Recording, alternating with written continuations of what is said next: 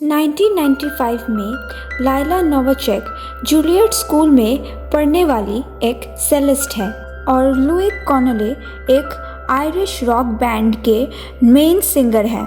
उसी रात वो दोनों मिलते हैं और वन नाइट स्टैंड करते हैं, लेकिन कांटेक्ट बनाए रखने में असमर्थ हैं।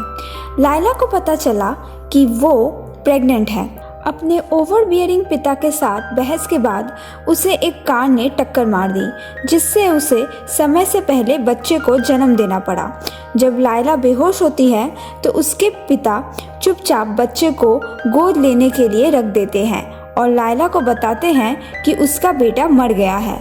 11 साल बाद इवन टेलर नाम का बच्चा एक लड़कों के ऑर्फनेज में रह रहा है, जहां उसे रिचर्ड जेफरीज नामक एक सोशल वर्कर को सौंपा गया है।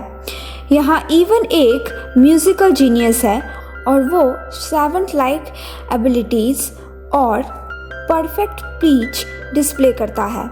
इस बात से कन्विंस होकर कि उसके माता पिता उसे ढूंढ लेंगे, वो इस उम्मीद के साथ म्यूज़िक को फॉलो करते हुए न्यूयॉर्क शहर भाग गया कि ये उसे उसके परिवार तक ले जाएगा।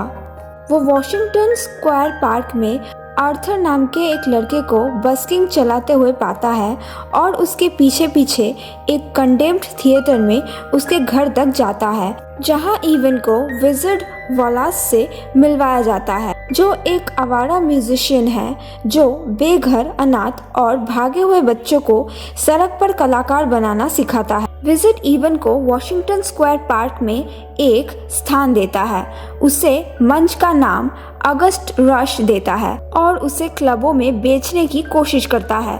जब वो जेफरीज द्वारा भगोड़े इवन के लिए लगाई गई पोस्टरों को देखता है तो विज़र्ड उन्हें फाड़ देता है, इस उम्मीद में कि वो इवन को अपने लाभ के लिए रखेगा। यहाँ लुइस अब एक टैलेंट एजेंट के रूप में सैन फ्रांसिस्को में रहता है, जबकि लाइला शिकागो में एक म्यूजिक टीचर है। लुई अपने भाइयों के साथ फिर से जुड़ता है और लाइला को खोजने की कोशिश करने का फैसला करता है। यहाँ लाइला को उसके पिता के डेथ बेड पर बुलाया जाता है, जहाँ वो एक्सेप्ट करता है कि उसका बेटा जिंदा है। फिर वो अपने पिता को उसके भाग्य पर छोड़ देती है और तुरंत अपने बेटे की तलाश शुरू कर देती है।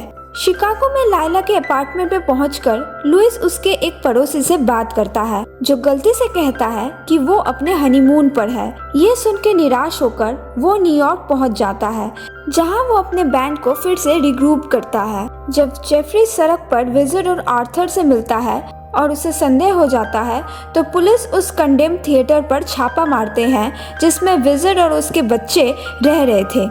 इवन अब अगस्ट एक चर्च में शरण लेता है, जहां उसके होप नाम की एक छोटी लड़की से दोस्ती होती है, जो उसे पियानो और रिटन म्यूजिक से परिचित करती है। होप अगस्ट और उसके क्षमताओं को पैरिश पास्टर के ध्यान में लाता है, जो अगस्ट को जूलियट स्कूल में ले जाता है, जहां वो फैकल्टी को इम्प्रेस करता है और अगस्ट के नोट्स और होमवर्क से एक रैप्सडी आकार लेती है। न्यूयॉर्क में लाइला जेफरीज के ऑफिस जाती है और जेफरीज अगस्ट को उसके बेटे के रूप में पहचानता है। उसके तलाश करते समय वो फिर से सेलो बजाना शुरू कर देती है और सेंट्रल पार्क में संगीत कार्यक्रमों के एक श्रृंखला में न्यूयॉर्क फिलहार्मोनिक के साथ कॉन्सर्ट करने का ऑफर एक्सेप्ट कर लेती है। यहाँ अगस्त को भी उसे संगीत कार्यक्रम में परफॉर्म करने के लिए चुना गया है। हालांकि विज़र्ड रिहर्सल में बाधा डालता है और अपने पिता होने का दावा करते हुए अगस्त को स्कूल से बाहर निकाल देता है। कॉन्सर्ट के दिन अगस्त वॉशिंगटन स्क्वायर में अपने स्थान पर लौटता है, जबकि विज़र्ड उसे परफॉर्म के लिए देश भर में स्मगल करने की योजना बनाता है। तभी अगस्त की मुलाकात लुइस से होती है और उनके खून के रिश्ते से अनजान उनके बीच अचानक एक गिटार डुएट होता है। उस शाम आर्थर की मदद से अगस्त मेट्रो के माध्यम से विज़र्ड से भाग जाता है और अपने कॉन्सर्ट के लिए चला जाता है। यहाँ लुइस अपने रियूनाइटेड बैंड के साथ अपने परफॉर्मेंस के बाद एक बैनर पर लाइला का नाम देखता है और पार्क की ओर चला जाता है। यहाँ जेफरीज को भी अगस्ट रश के लिए एक पिक्चर वाला फ्लायर मिलता है और वो भी कॉन्सर्ट में जाता है। यहाँ अगस्त अपने रैप्सडी का कंडक्ट करने के लिए समय पर आता है, जो लायला और लुइस को दर्शकों की ओर आकर्षित करता है, जहाँ वो फिर से मिलते हैं।